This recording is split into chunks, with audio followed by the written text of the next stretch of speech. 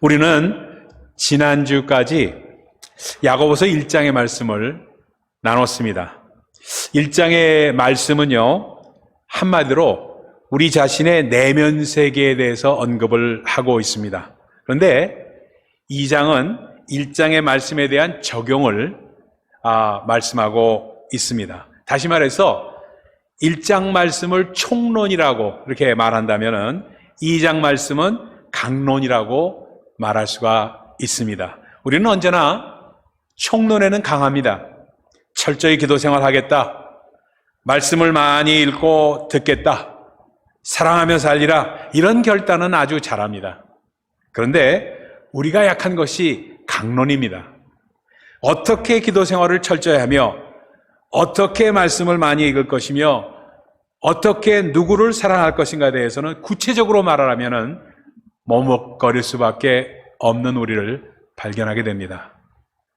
기도 생활을 철저히 하기 위해서 매일 새벽 기도를 하십시오 하거나 수요 예배나 금요 찬양에 빠지지 말고 나오라고 하면은 머뭇거리면서 핑곗거리를 찾을 수밖에 없는 분도 계십니다. 또 매일 10장씩 하나님의 말씀을 읽으라고 하면은 쉽게 대답을 못합니다. 전도하자는 말씀을 들으면 아멘 하고 당장이라도 뛰어나갈 듯이 말하지만 대답을 하지만 막상 노방전도를 나가자고 하면 주저하며 안 되는 이유를 대는 분들이 있습니다.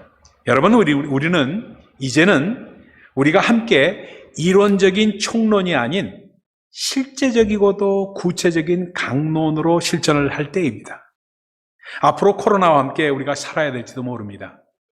완전히 다 없앨 수가 없는 그런 입장에서 코로나 함께 살아야 될지 모르는 이 세상에서, 변화 많은 이 세상에서 우리가 좀 더 구체적이어야 하는 이유가 너무나도 많이 있습니다. 우리를 실제 변화시키는 것은 절대로 총론이 아니라는 사실, 여러분 꼭 기억하시고 강론이 우리를 변화시킨다는 사실을 기억하시기를 부탁드립니다. 사소한 하나의 변화가 바로 위대한 변화를 이룩합니다. 위대한 변화는 큰 변화로 절대로 시작하지 않습니다. 조그만 변화로 시작을 합니다. 오늘 우리는 야고보서 2장의 말씀을 통해서 우리의 삶이 성숙으로 나가기 위해서 어떻게 변화되어야 하는가를 강론으로 대할 수 있습니다. 1절에 이렇게 말씀합니다. 내 형제들아, 영광의 주 곧 우리 주 예수 그리스도를 믿는 믿음을 너희가 받았으니 사람을 외모로 취하지 말라. 그러니까 우리의 내면 세계가 변화에 따라서 실천해야 할 첫 번째 덕목은 교회 내에서의 차별 없는 대우라고 지적하고 있습니다. 야고보 사도는 우선 교회에 들어서는 사람들의 외모와 차림새로 인해서 그들에 대하는 태도가 달라서는 절대로 안 된다고 지적을 합니다. 금가락지를 끼고 아름다운 옷을 입은 사람에게 좋은 자리를 내어주고 더러운 옷을 입은 가난한 사람들에게 거기 섰든지 내 발등상 아래에 앉으라고 해서는 안 된다고 말씀하고 있습니다. 이것은 서로 구별하여서 악한 생각으로 판단하는 것이라는 것입니다. 여러분, 우리가 차별이라고 하면은 금방 생각하는 것이 우리가 미국에 살다 보니까 인종차별을 생각합니다. 또 역차별도 있습니다. 또 성적인 차별도 있습니다. 연령적인 차별도 있습니다. 그런데 이러한 사회정의에 관한 것들은 다음 시간에 다루기로 하겠습니다. 오늘은 본문을 중심으로 한 차별, 교회와 가정 내에서의 차별에 대해서 집중해서 말씀을 나누고자 합니다. 먼저 감리교 신학대학의 김득중 교수라는 분이 쓴 무엇이 우리의 삶을 아름답게 하는가라는 책에 실린 이야기를 제가 먼저 여러분에게 인용하기를 원합니다. 글의 제목이 어떻게 되어 있냐면요, 누구를 위해 종은 울리나 For whom the bell tolls라는 제목으로 되어 있는 글입니다. 지나간 일을 잘 잊어버리는 것이 나의 버릇인데 그래도 오래전에 한 사건이 계속 잊혀지지 않고 내 머릿속에 남아있는 것이 있다면 분명히 그것은 그 일이 내게 너무 큰 인상을 주었기 때문이다. 그 일이 있은 후 나는 교회의 종소리를 들을 때마다 저 종이 누구를 위해서 울리는지 그리고 교회가 누구를 위해 존재하는지를 생각하곤 하였다. 내가 신학교를 다니던 젊은 시절의 일이다. 교회 종소리를 듣고 수요일 저녁 예배가 있음을 알고 서둘러 교회로 향했다. 조금 늦었기 때문에 앞자리를 포기하고 뒷자리에 그냥 앉기로 작정했다. 맨 뒷좌석은 많이 비어 있었다. 예배가 한창 진행되고 있었다. 목사님의 설교가 시작되고 얼마 안 되어서 전혀 낯설고 남루한 옷을 입은 40대 남자가 술에 만취된 채 몸을 거의 가누지 못하고 비틀거리며 교회 안으로 급히 들어와 뒷좌석 한쪽 구석에 등을 기대 앉았다. 내 앞을 지나갈 때 그 악취는 아직도 기억에 생생하다. 그가 입었던 옷은 온통 흙으로 범벅이 되어 있었던 것이 생각난다. 구석에 앉았는지 누웠는지 모르게 쓰러져 있는 그는 숨소리가 높았으며 술 냄새를 진하게 풍기고 있었다. 가끔 이상한 신음소리를 내기도 했다. 그는 술에 만취되어 있었고 몹시 괴로워하고 있었다. 아마도 술이 너무 지나쳤던 것 같다. 그 사람 근처의 사람들은 악취를 피해 조금씩 자리를 피했고 또 어떤 사람들은 뒤에서 들리는 이상한 소리에 자꾸 뒤를 돌아보기도 했다. 예배 분위기가 약간 동요하고 있다고 할까? 설교하시던 목사님의 눈이 약간 찌푸려지는 것 같다고 느껴졌을 때 뒷자리에 앉아있던 장로님과 집사님이 얼른 일어나서 그에게 다가가 각각 한 팔씩을 붙들고 강제로 그를 끌어내기 시작했다. 그는 저항했고 장로님과 집사님은 억지로 그를 교회 밖으로 끌고 나갔다. 그는 끌려가면서 몇 마디 크게 지른 소리가 있었다. 잔뜩 혀꼬부라진 소리였고 그래서 거의 알아듣기도 힘든 소리였다. 그러나 가까이 있었던 나는 분명히 그 음성을 들을 수 있었다. 예배에 나오고 싶었단 말입니다. 왜? 난 교회 안 나오면 안 됩니까? 나오고 싶었다니까요. 아마 이 마지막 울부짖음만 아니었다면 난 아마 지금쯤 그 일을 까맣게 잊어버리고 있었을 것이다. 그날 그 예배가 끝났을 때까지 나는 그 사람의 그 마지막 외침만을 생각하고 있었다. 분명히 그는 예배에 나오고 싶다고 했다. 그래서 나왔다고 했다.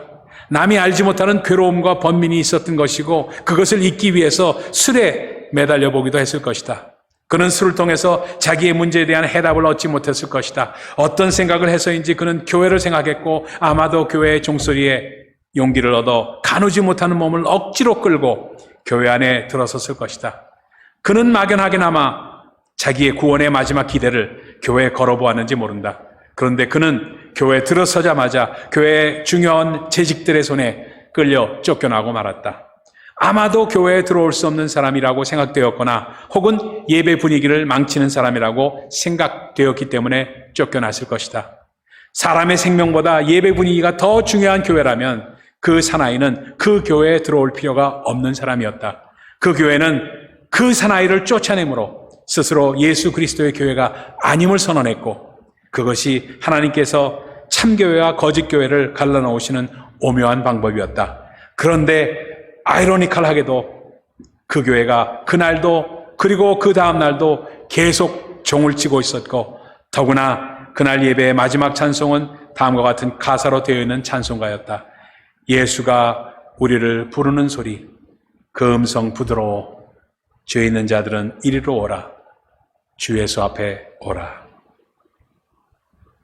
여기까지가 글의 내용입니다. 여러분 오늘 우리 교회에 만약에 그런 분이 찾아오신다면 어떻게 될까요? 예배 분위기를 깨는 술 취한 사람이 들어온다면 우리는 어떻게 할 것입니까? 지금 야고보 사도가 차별 대우가 일어나서는 안 된다는 것이 도대체 어디입니까? 야고보는 세상에서 일어나는 차별 대우를 말씀하고 있지 않습니다. 교회에서 또는 가정에서 일어나는 차별을 오늘 본문에서 말씀을 하고 있습니다. 차별해서는 안 된다는 사실을 알면서도 우리는 자연스럽게 차별 대우를 하는 것에 익숙해 있고 자신이 차별 대우를 한다는 사실조차 느끼지 못하고 차별을 하는 수가 너무나도 많습니다. 그렇다면 왜 우리는 익숙하게 남을 차별할까? 이번에는 한번 가정에 대한 얘기를 조금 해봅시다. 부정적인 생각을 날려버리는 것에 대한 그 책을 쓴 리듬이라는 책이 있습니다. 그 책의 저자인 김상훈 씨에게 어느 한 여직원의 사례를 설명하고 있습니다. 가정에서 흔히 일어나는 차별을 그는 이야기하고 있습니다. 한 여직원이 명절 때 시댁 방문을 마치고 파김치가 되어 와서 시댁에서 있었던 일을 자기한테 얘기를 하더랍니다. 우리 시어머니는요 정말 못 말려요.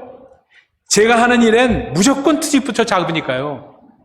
명절에 그녀는 동서들과 의논하여 갈비를 준비해 갔답니다. 근데 시어머니는 먹어보지도 않고 대뜸 이거 호주산 갈비 아니냐?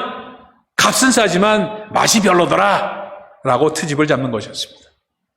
왜 맛없는 싸구려 갈비를 사왔느냐는 소리였습니다. 반찬을 또 상에 딱 올려놓자 작은 접시에 이게 뭐냐 좀 큰 접시 담지 하고 핀잔을 주는 것이었습니다.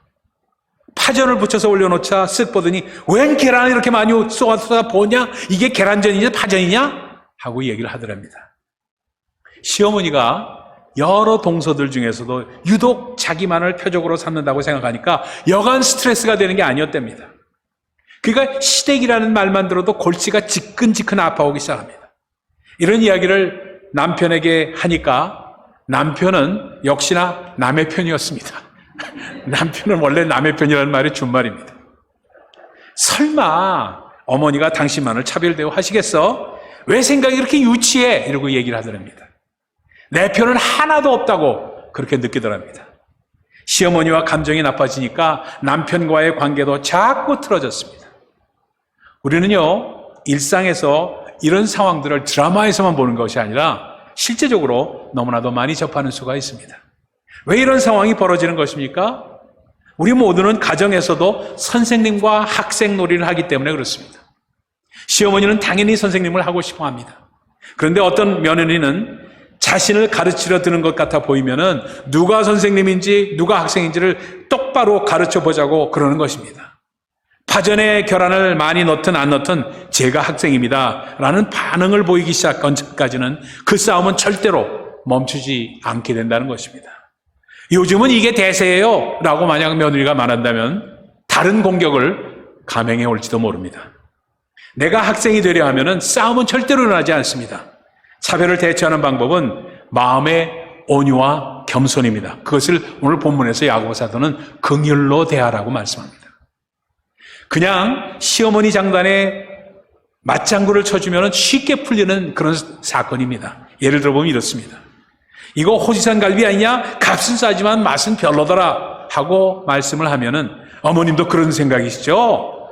혹시나 해서 한번 싸웠는데 다음에는 역시 한우가 낫겠어요. 이렇게 말을 한번 해보십시오. 그러면은 시어머니 공격은 거기서 끝나버리고만 무장해제가 되는 거예요. 그래? 그럼 한번 먹어나 볼까? 그렇게 얘기가 나옵니다. 작은 접시에 이게 뭐냐? 큰 접시에 담지 라고 말하면 역시 어머니 말씀이 맞네요. 큰 접시가 낫겠어요 하고 말해주는 것입니다. 그러면 어머니는 무장해제가 돼서 이렇게 말합니다. 일단 담아왔으니 흘리지 않게 조심히 먹자. 차별을 당한다고 느낄 때 일단 그 말을 그대로 받고 상대방의 말을 인정해 주는 겁니다. 그리고 자기 주장을 그 위에 아주 살짝 얹어주시면 됩니다. 그럼 다시 종전의 질문으로 돌아가 봅니다. 왜 우리는 아무렇지도 않게 남을 차별하는데 익숙할까? 나는 차별을 안 한다고 하면서도 왜 남들이 보면 내가 차별을 하고 있는 것일까? 그 이유가 3가지 정도가 있습니다. 첫 번째입니다. 물질적인 세계관에 우리는 사로잡혀서 살아가기 때문입니다. 웨인 코데이로 목사님이라고 하와이에 있는 유명한 목사님입니다. 그분이 태도를 바꾸면 성공이 보인다라는 책을 썼습니다. 이런 이야기가 실려 있습니다. 교회 사무실에 한 사람이 방문해서는 목사님을 찾았습니다. 근데 사무실 직원에게 말을 하는데 왕초 좀 만날 수 있습니까? 하고 얘기했어요. 왕초라고 그러세요. 버스라고. 그래서 방문을 받은 교회 사무실 직원이 언짢은 표정을 보이면서 말했습니다. 교회에서는 그런 무례한 용어를 사용하지 않습니다. 도대체 왕초가 뭡니까? 목사님이라고 부르셔야죠. 직원의 말을 들은 방문객이 말합니다. 무례하려 했던 건 아니에요. 나는 지금 가축 한 떼를 팔았는데 하나님께서 음성을 주셨는데 100만 불을 이 교회에 헌금하라고 하셔서 그 음성에 순종하려고 들린 것뿐입니다. 하고 말을 했습니다. 그러니까 그 방문객의 말이 끝나기가 무섭게 사무실 직원은 당황해서 말을 합니다. 잠깐만 기다리세요. 제가 가서 왕초를 불러오겠습니다. 우스갯소리죠. 이 이야기는 한 교회 사무실 직원이 겪은 해프닝만이 아닙니다. 어찌 보면은요, 현대교회의 치부를 드러내고 있는 스토리일지 모릅니다. 이것이 바로 교회 내에서 일어나고 있는 차별 대우를 적나라하게 그려주고 있는 이야기입니다. 물질이 교회 내에서 판단 기준이 되어가고 있다는 것입니다. 돈이 많으면 죄도 용서되고 부정도 농감아주는 물질적 세계관이 교회를 지배한다면 그 교회는 교회이기를 이미 포기한 것입니다. 교회는 물질을 사용하여 하나님 나라를 확장하는 일을 감당해야 합니다. 틀림없는 이야기입니다. 그러나 하나님의 사업이라는 명목으로 돈을 부정하게 모으거나 돈에 얽매이는 일이라서는 안 된다는 것입니다. 교회가 교회되기 위해서는 물질로부터 자유해야 합니다. 자유해야 해요. 두 번째는요, 차별을 하는 두 번째 이유가 실용주의적인 세계관 때문입니다. 실용주의적인 세계관은 사람을 발탁하고 일을 할 때 그 사람의 인격이나 신앙보다도 그 사람의 능력을 기준으로 삼는 것을 말합니다. 교회에는 일꾼을 선택해야 할 때가 무척 많습니다. 재직을 세우는 것도 마찬가지입니다. 물론 일을 잘 해낼 사람이 필요합니다. 그러나 더 중요한 것은 그 사람이 하나님 앞에서 바로 서서 일을 하는 것입니다. 일을 잘하는 사람보다 하나님이 기뻐하시도록 일을 하는 것이 더 중요합니다. 실용주의적인 세계관에서는 일이 사람보다 더 소중합니다. 일을 이루기 위해서는 누군가 희생이 되어져도 괜찮다고 생각하는 그런 생각을 하는 것입니다. 그러나 교회에서는 절대로 그래서는 안 된다는 것입니다. 생명보다 소중한 것은 없습니다. 교회 일을 하면서, 잘 들으시기 바랍니다. 교회 일을 하면서 우리 힘으로 많은 것을 이루려 하다 보면은 실용주의적인 세계관의 덫에 빠지게 됩니다. 자칫 교회가 실용주의적인 세계관을 가지게 되면 하나님의 사람이 아니라 하나님의 일만 열심히 하는 세상 사람들의 모임이 될 수 있다는 사실 꼭 기억하시기를 부탁을 드립니다. 그렇다면은 교회는 이미 교회됨을 상실하고 있는 것과 마찬가지라는 사실입니다. 사회에서는 낙오자로 도태시킬 그런 사람일지라도 교회는 그런 사람을 품고 함께 가야 하는 것입니다. 그것이 바로 하나님이 기뻐하시는 교회의 모습입니다. 차별을 하는 세 번째 이유가 있습니다. 그건 바로 세상적인 안목 때문에 그렇습니다. 사람을 세상적인 안목으로 보기 때문에 차별 대우를 하는 경우가 있습니다. 사람을 싸고 있는 껍데기는 그야말로 껍데기에 불과합니다. 정말 중요한 것은 그 껍데기 안의 내용인데 사람들은 그 껍데기로 사람을 판단하려고 합니다. 영어 표현에 아주 아름다운 정의가 있습니다. 아름다움에 대한 정의가 있어요. Beauty is only skin deep 라는 말이 아주 잘 쓰는 말이 있습니다. 뭐냐면 잘생기고 아름답다는 것은 1mm도 안 되는 피부 껍데기의 깊이에 불과하다는 뜻입니다. 여러분 그런 말 한국에서 많이 쓰죠? 호박이 줄친다고 수박이 되지는 않습니다. 그렇죠? 제가 아무리 멋있게 해도 이게 안 돼요. 그렇잖아요? 그래서 줄친다고 수박이 되지는 않습니다. 그런데 요즘 세상에는 그 말을 무색하게 만드는 일들이 일어나고 있습니다. 호박에 줄을 치면 수박이 되나 안 되나 보자고 성형수술 하는 것이 유행처럼 퍼지고 있습니다. 그런데 가슴 아픈 것은 이러한 세상적인 안목이 교회로 침투하여서 교회에서도 이런 안목으로 인하여 차별 대우하는 일이 점점 많아지고 있다는 사실입니다. 그 사람의 가치관이 어떻든 그 사람의 본심이 어떻든 겉모습만 보고 믿음이 좋다고 생각을 하는 것입니다. 하나님의 일을 하는 것이 하나님을 믿는 것보다 더 겉으로 드러나기 때문에 외부에 드러나는 모습을 중시하는 것, 이것도 세상적인 안목입니다. 잠깐 동안 사람들의 눈에 드러난 것과 삶 전체가 하나님께 드려졌는가 아닌가 하나님은 아십니다. 우리 안에 감추어진 참모습을 볼 수 있어야 합니다. 겉으로 드러난 모습으로 껍데기만을 보고 차별대우하는 세상, 그러한 세상적인 안목일 뿐입니다. 사랑하는 여러분, 그러면 이제 마지막 짧게 우리가 정말 왜 그렇다면은 야고보 사도는 우리가 차별을 해서는 안 돼야 차별하지 말고 더 성숙으로 나아가라는 말씀을 하고 있는가? 그 이유를 두 가지만 잠깐 말씀드립니다. 첫 번째는요, 우리는 모두 하나님의 택한 자들이기 때문이라고 말씀하고 있습니다. 오늘 본문 5절에 그걸 말씀하고 있어요. 하나님이 세상에 대하여는 가난한 자를 택하사 믿음에 부요케 하셨고 또 자기를 사랑하는 자들에게 약속하신 나라를 유업으로 받게 하셨다고 기록을 합니다. 여러분, 이건 스크립트에 없는 말이지만 여러분들에게 꼭 말씀드리고 싶습니다. 저는 해외에 수많은 나라들을 다니면서 30년 전서부터 선교도 하고 집회도 하고 해봤습니다. 근데요, 정말 복음이 잘 들어가는 곳이 어디예요? 가난한 곳입니다. 정말 복음을 잘 받아들이는 곳은 부유한 곳이 아니고 가난한 곳입니다. 가난한 곳에 가서 복음 전하면요, 그렇게 주저없이 no reservation, they take it into their heart. 이겼기 때문에 참 중요하다는 겁니다. 그래서 가난한 자를 택하사 믿음에 부요하게 하셨다는 말씀이 너무나도 확실하게 드러납니다. 누가 택하셨습니까? 하나님이 택하셨습니다. 하나님이 택하신 자를 우리가 차별 대우하는 것은 하나님을 모독하는 일이 됩니다. 하나님의 선택에 대한 거부이고 그런 선택을 하신 하나님 자신에 대한 거부가 될 수가 있다는 것입니다. 하나님이 나를 선택하신 것처럼 다른 사람도 선택하시고 구원해 주셨습니다. 하나님이 구원하신 우리 모두는 동일하게 소중한 존재입니다. 누군가에게 차별 대우를 받을 수 없습니다. 우리가 업신여김을 여기는 사람이 바로 하나님의 약속의 상속자라고 오늘 본문은 말씀하고 있습니다. 이 사람들의 은혜의 통로가 되어서 많은 나라의 형제 자매를 하나님의 축복으로 인도하는 사람들이라는 것입니다. 지금도 기억을 해요. 작년이죠, 벌써? 재작년이죠, 벌써. 꽤 됐네요. 누웍에 가서 누웍이 아니죠. 어디죠? 뉴저지의 패더슨에 가서 우리 홈리스트라고 사역을 했잖아요. 그때 여러분 같이 가셨던 분 기억하시지 않으세요? 패더슨 가서 우리가 음식 나눠주면서 음식 접대하면서 사역을 했죠. 그때 제가 한 15분, 20분 제가 설교를 했습니다.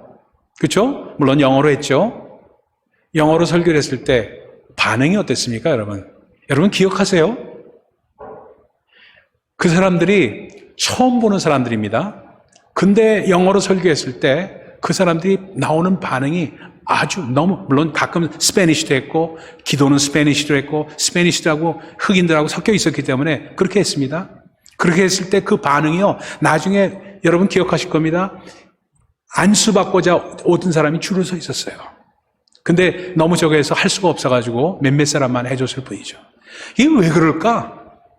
가난한 사람에게 믿음을 더 후하게 제가 여러분에게 주는 메시지나 그 사람들에게 주는 메시지가 다르겠습니까? 거의 같은 메시지 아니에요? 물론 영어로 했다는 것 차이가 있지만요. 그렇죠? 그럼 왜 그럴까? 왜냐하면 그 사람들도 하나님의 택하신 사람들이라는 얘기입니다. The year before last year, last year it was, we went to Patterson for homeless ministry. We went there, some 20, 30 people went there. And I preached to those people, homeless people, the Spanish and black people. But the way that people received the gospel lessons and the way the people responded to me, to my ministry, was tremendously different.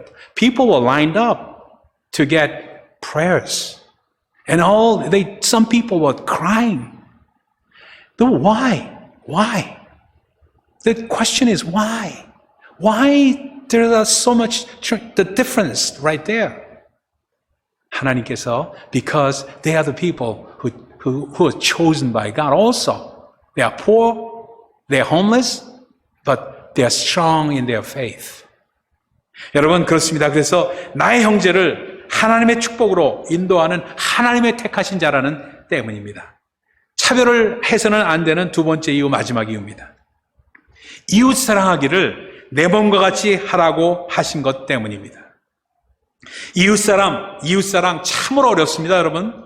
우리에게서 멀리 떨어져 있는 사람을 사랑하기가 오히려 더 쉽습니다. 모임에 비협조적이고 밉상으로 구는 형제가 있다고 상상을 해봅시다. 그 사람이 나와는 직접적인 관계가 없는 사람이라면요, 우리가 이해하고 관용을 베풀기가, 품기가 쉽습니다. 그런데 그가 나와 직접적인 관계가 있는 사람이면 수용하기가, 오히려 이해하기가 쉽지가 않습니다. 오히려 그를 미워하는 마음도 생기기가 쉽습니다.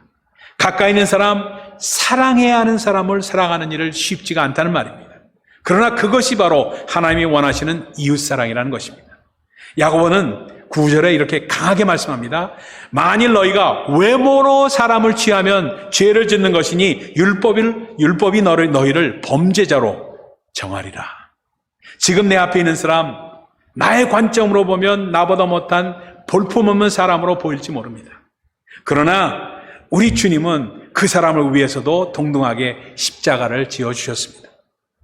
예수님은 나를 위해서도 돌아가셨지만 이 사람을 위해서도 돌아가셨습니다. 이 사실을 가슴 깊이 깨닫고 새길 때 우리는 모두 하나님 앞에서 동등한 존재가 되는 것입니다. 우리 모두는 더 넓은 가슴으로 더 깊이 형제와 자매, 우리의 이웃을 품어야 하겠습니다. 우리 사이를 가로막는 보이지 않는 차별의 벽을 넘을 때 우리는 성수로 갈 수 있고, 과감히 무너뜨릴 때 성수로 나아갈 수 있다는 말씀입니다. 오늘 이 말씀은요, 목회자들에게도 큰 도전으로 다가오는 말씀이 아닐 수가 없습니다. 목회자인 저는 과연 교우들을 차별하지는 않았는지, 힘있고 그리고 잘 알려진 교인들은 더 반가이 대하지는 않았는지, 힘이 없고 별 볼일 없어 보이는 교우들에게는 진실된 사랑으로 대했는지 스스로를, 저 자신에게도 물어봤습니다. 부유한 사람들을 가까이 하고 힘들게 살아가시는 분들에게는 거리를 두지는 않았는지, 편애를 해서는 안 된다고 생각을 하면서도 과연 생각대로 그렇게 살아왔는지 저 자신을 돌이켜보았습니다. 여러분, 만약에 부족한 저의 태도가 있었고 저의 사역 때문에 혹시 여러분 가운데 소외감을 느끼신 분이 있었다고, 또 혹시나 차별을 느끼신 분이 있다면 이 시간에 정중하게 사과를 드립니다. 너그럽게 용서해 주시기 부탁을 드립니다. 주님의 도우심을 힘입어 더 넓은 가슴, 좀 더 균등한 사랑으로 여러분과 함께 믿음의 길을 걷도록 노력하겠습니다.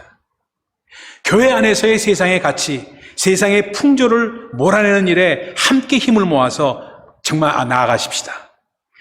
성령께서 세우신 교회의 특징은 한마디로 막힌 담을 헐고 그리고 차별을 타파하는 것입니다. 믿음의 언어의 벽을 뛰어넘어서 복음을 전했습니다. 또한 서로 나눔으로 소유의 벽을 뛰어넘었습니다. 그리고 인종적인 편견의 벽도 극복을 했습니다. 그래서 we have to welcome all those black people, Hispanic, white, whoever it is. Whoever comes to the church, we have to welcome them. 그래서 이 모든 벽을 뛰어넘어야 합니다. 그래서 차별을 뛰어넘어서 우리가 하나가 되어서 진정한 사랑의 공동체를 이룰 수가 있다는 말씀입니다. 오늘 성령께서는 우리 가운데에도 이 역사를 이루시고 계십니다. 오늘 이 시간, 지금 여기에 바로 우리부터 시작하는 것입니다. 기도하십시다.